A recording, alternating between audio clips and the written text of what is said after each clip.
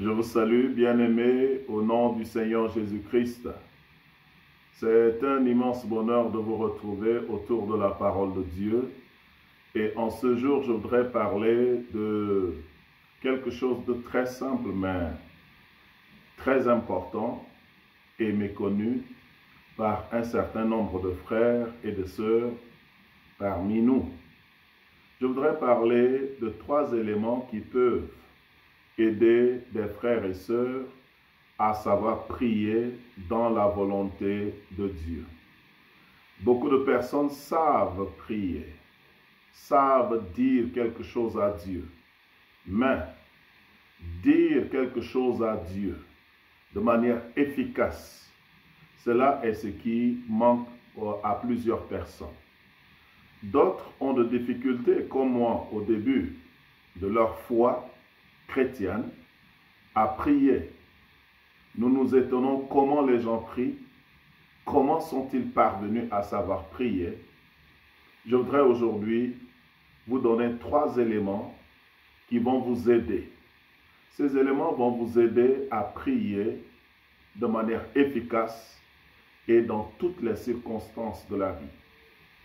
Dans la plupart des circonstances de la vie, quand nous sommes aux prises des difficultés, quand nous sommes assaillis par des confusions, des obsessions et des difficultés de tout genre dans la vie, nous sommes des humains, faudrait-il l'admettre. Nous sommes des humains et par moments, notre vie de prière prend coup, notre vie spirituelle prend coup. Si vous le permettez, je le dirai ainsi, tous les combats de la vie sont en vue d'anéantir notre vie spirituelle, d'anéantir notre communion avec Dieu. C'est pour cela que la Bible nous demande, dans 1 Thessaloniciens 5, 17, de prier sans cesse.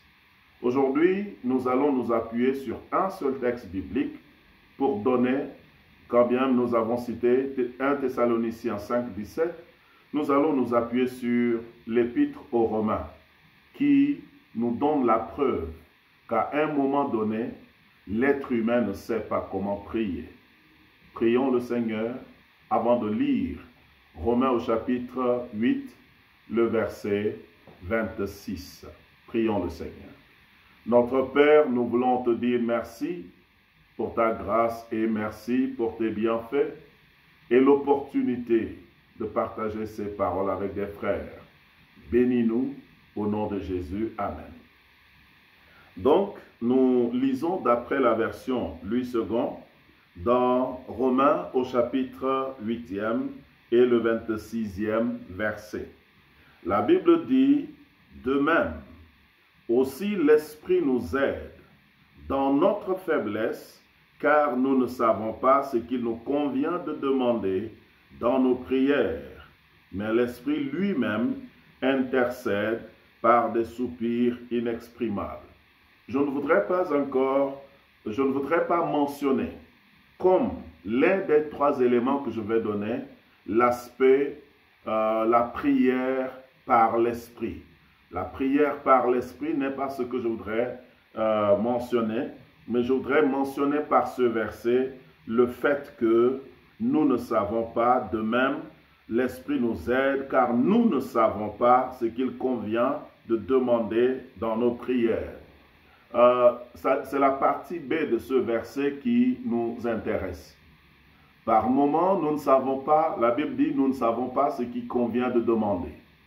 Par moments dans la vie, on se dit, est-ce qu'il faut demander la mort de ses ennemis? Est-ce qu'il faut demander que le mal leur advienne?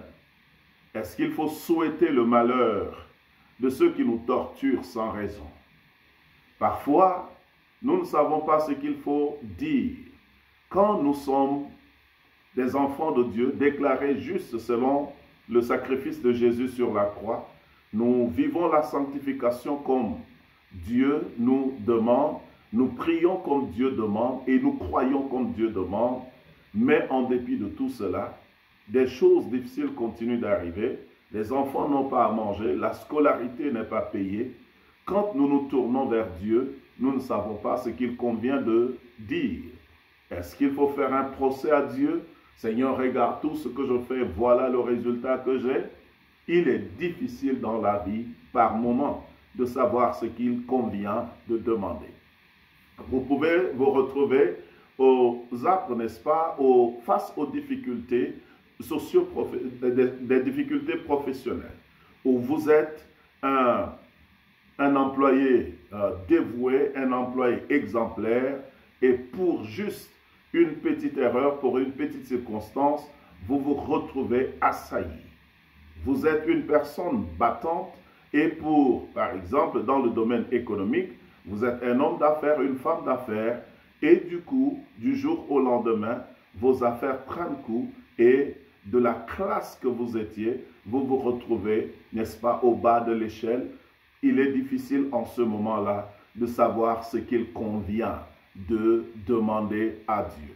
Vous partez à l'église, le pasteur prêche, le Saint-Esprit est là, et le Saint-Esprit vous dit dans votre cœur que ce message est le vôtre. Et quand vous rentrez, vous voyez que c'est le contraire que vous rencontrez sur une longue durée. Que convient-il alors? Que conviendrait-il de demander à Dieu dans ces circonstances? Parce que Dieu vous a parlé, vous y avez cru, et maintenant, c'est le contraire qui vous arrive. Qu'est-ce qui convient de demander? D'autres personnes ne savent pas comment demander. Demander, c'est prier. Jésus a dit, demandez, il vous sera donné. Donc, demander, c'est prier. Donc, pour faire la chose simple, sans utiliser des termes compliqués, je m'en vais partager avec vous. Parce que j'ai été, moi aussi, face à cette difficulté de ne pas savoir prier. J'ai toujours été émerveillé de voir comment les autres priaient aisément, et moi qui ne venais pas d'une famille chrétienne, avait des difficultés à d'abord prier, ne serait-ce que pour le repas, et ainsi de suite. Mais face aux difficultés de la vie, quelles sont, n'est-ce pas, les meilleures façons de prier? Laissant de côté l'aspect du Saint-Esprit, la meilleure façon de prier le Seigneur, c'est de prier selon votre cœur et en vos propres termes. La prière est intimidante. Lorsque nous sommes dans un milieu où tout le monde sait prier, tout le monde sait utiliser des paroles ecclésiastiques, tout le monde sait utiliser des paroles, n'est-ce pas, théologiques. Donc, le premier secret pour savoir, pour prier de manière efficace, c'est suivre son cœur. Priez avec votre cœur et priez avec vos vocabulaires. Nous disons Dieu est bon. Un jeune d'aujourd'hui ne dirait peut-être pas que Dieu est bon, Dieu est cool.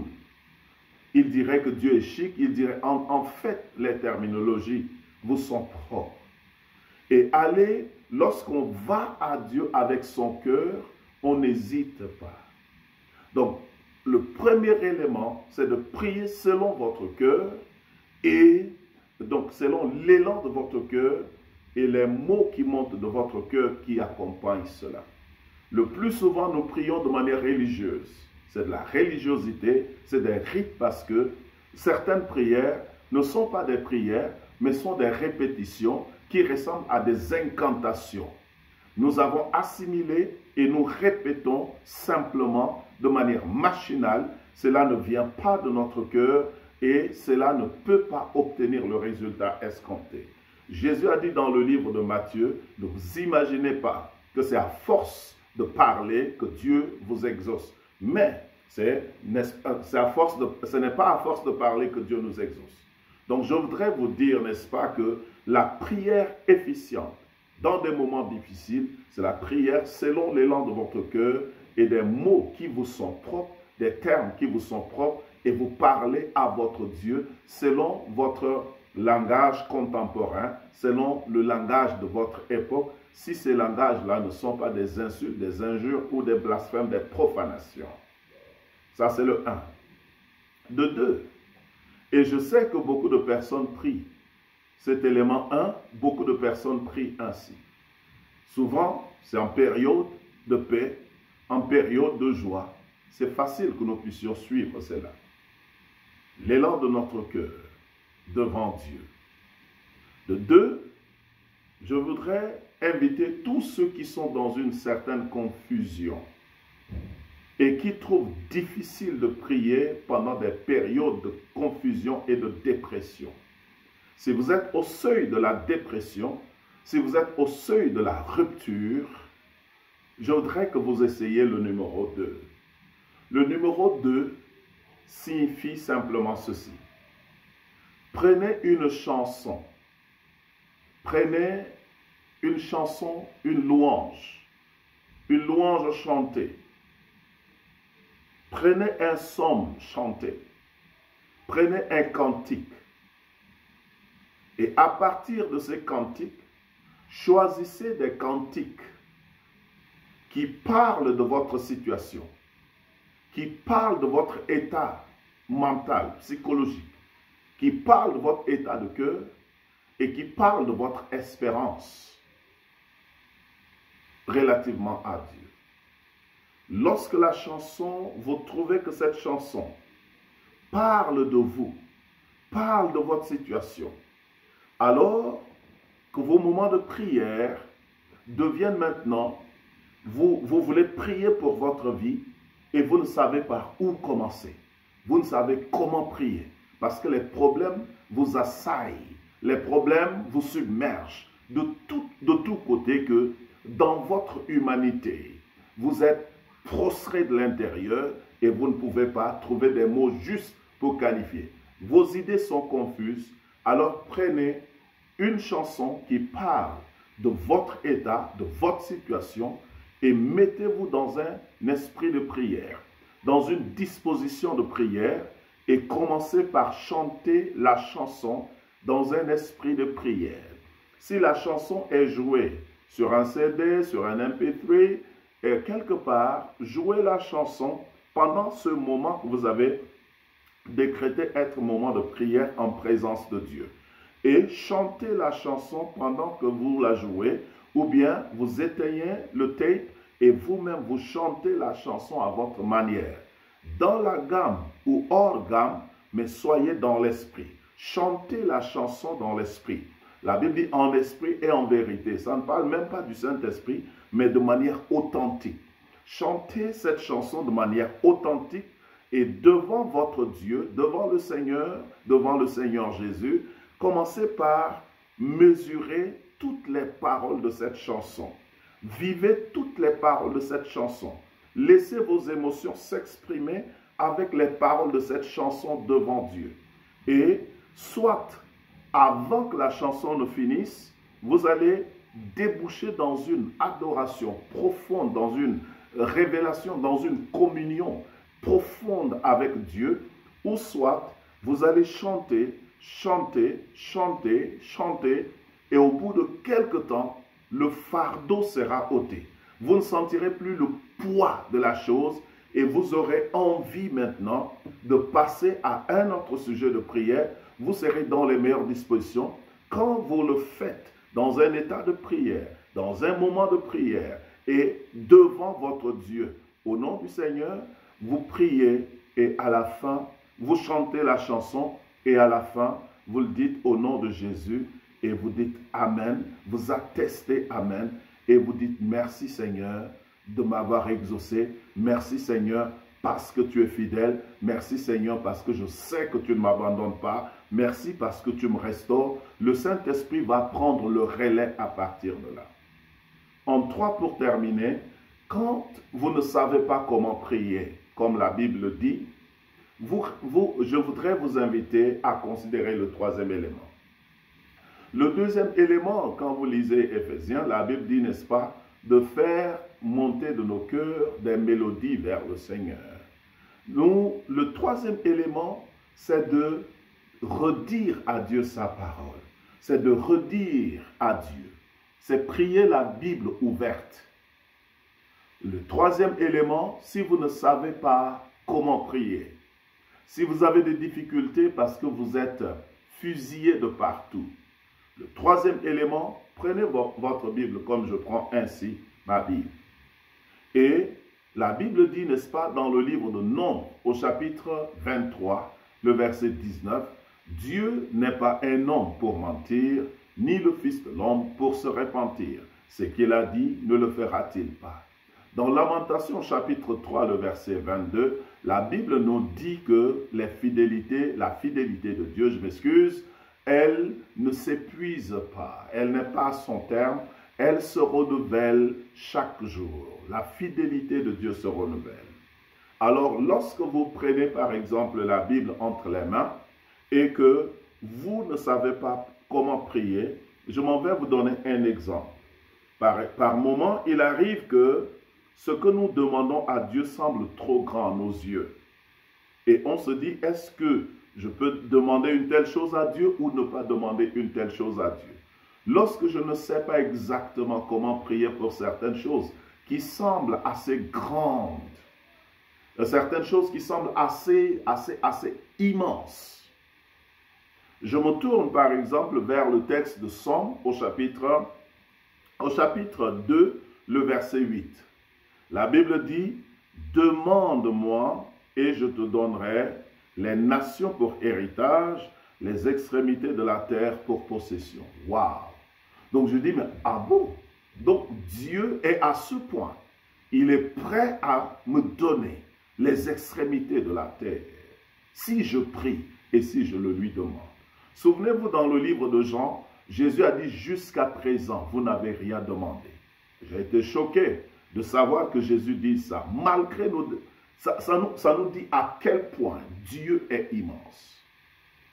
Quand je prie et que je suis sur le point, et c'est comme si le monde est si vaste, c'est comme si je ne suis que rien du tout. Et je me tourne par exemple vers le texte de Somme au chapitre 24 par exemple. La Bible dit, la terre appartient à l'Éternel et toute la plénitude qu'il y a. La terre, ses habitants, l'univers tout entier. Et quand c'est ainsi, ça va en accord avec le point 2 que nous avons dit. Il tient le monde entre ses mains. Quand vous chantez ces chansons et que vous dites un Amen avec foi à la fin, le Seigneur agit. Lire la parole de Dieu, déclarer la parole de Dieu, dit, Seigneur, tu as lu, tu as dit, alors je confesse, je crois. Cela a une très grande efficacité. Quand j'ai besoin, par exemple, il y a des textes qui vous parlent précisément. Moi, il y a un texte dans la Bible, par exemple, dans le livre, n'est-ce pas, d'Ésaïe, au chapitre 45. Dans Ésaïe 45, la Bible dit, « Ainsi parle l'Éternel à son oint, à Cyrus, qu'il tient par la main, pour terrasser les nations devant lui, pour relâcher la ceinture des rois, pour lui ouvrir les portes, afin qu'elles ne soient plus fermées. Je marcherai devant toi, j'aplanirai les chemins montueux, je romprai les portes d'airain, je briserai les verrous de fer. Je te donnerai des trésors cachés, des richesses enfouies, afin que tu saches que je suis l'Éternel qui t'appelle par ton nom, le Dieu d'Israël. » Souvent, je prie avec ce texte parce que c'est un texte qui m'a parlé particulièrement.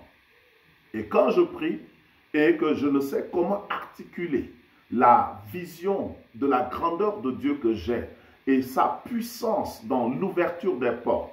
Vous savez, Dieu dit, il ouvre une porte devant nous et personne ne peut fermer. Mais souvent, nous ne savons pas comment il le fera. Nous ne savons pas comment il le fera et comment prier. Quand tout est fermé, tout semble fermé, comment Dieu le ferait? Je prends ce texte et je dis, « Ainsi parle l'Éternel à son oint, à Naguéral, qu'il tient par la main. » Là, je sais que Dieu me tient par la main. Pour terrasser les nations devant lui et pour relâcher la ceinture des rois, pour lui ouvrir les portes afin qu'elles ne soient plus fermées. Waouh! Regardez, je ne pourrais jamais trouver de meilleurs mots pour prier le Seigneur que ces paroles-là. Le verset 2 dit, « Je marcherai devant toi. » Alors je dis, « Tu marcheras devant moi. Tu aplaniras les chemins montueux. Tu rompras les portes d'airain et tu briseras les verrous de fer. Tu me donneras des trésors cachés, des richesses enfouies, afin que je sache que tu es l'Éternel qui m'appelle par mon nom, le Dieu d'Israël. » Quand je déclare ces choses, ma foi, la Bible dit la foi vient de ce qu'on entend et ce qu'on entend vient de la parole de Dieu. Quand je prie et je redis à Dieu sa parole, vous ne pouvez pas imaginer la force. Parfois même mon visage change. Parce que ces paroles viennent de lui-même. Et je lui retourne ces paroles. Et quand je prie ainsi, je dis Amen et cela est puissant. Même dans le domaine de la démonologie, la délivrance. Dans le domaine de la délivrance, je me souviens encore de ces jours-là. Un jour, nous prions pour la délivrance d'un démoniaque. Nous avions prié, nous avions prié, nous avions prié, nos corps étaient fatigués, le démon ne sortait pas. Alors, nous nous sommes souvenus de ce qu'un de nos aînés dans la foi, un des pasteurs, des pères, nous disait, la puissance de la parole et surtout les démons. Quand les démons ne supportent pas la lecture d'Apocalypse, alors nous avions pris la chute de Babylone, la grande. Nous avons commencé par lire et les autres disent Amen. Vous ne pouvez pas imaginer la force. Quand la parole de Dieu est lue, on lisait la chute de Babylone, la grande. Et les autres intercesseurs disaient Amen. Le démon qui ne voulait pas sortir. Du coup, le démoniaque s'est mis à s'arracher les cheveux et au bout de quelque temps, le démon est parti parce que la lecture de ce verset, les chapitres 18 d'Apocalypse et tout, parle de la chute de Satan et de toute sa cohorte et même de la chute anticipée, de la chute, la dernière bataille. Lorsque nous lisons simplement ces paroles, les démons s'enfuient. Donc, la parole de Dieu, quand elle est redite dans la prière, soit directement à Dieu, soit pour attaquer le diable, vous verrez que toujours ça porte du fruit. Ces trois éléments peuvent vous aider, mais les deux pourront vous aider, surtout en temps de crise, en temps de dépression, en temps, n'est-ce pas, où vous êtes assailli, en temps d'essaim de combat. Quand les combats viennent comme des essaims d'abeilles, chanter la parole et dire Amen à cela. Répéter la parole, dire Amen à cela, a une très grande puissance. J'espère que ce message va te faire du bien et aujourd'hui dans ta maison, louange va monter vers le Seigneur et aussi lecture de la parole à haute voix montera vers le Seigneur pendant tes temps de prière. Ce sont les meilleurs moments de prière que j'ai jamais expérimenté dans ma vie. Que Dieu vous bénisse, que Dieu vous fortifie. Au nom de Jésus. Amen. Nous te bénissons, Père. Au nom de Jésus. Amen. Que Dieu le bénisse.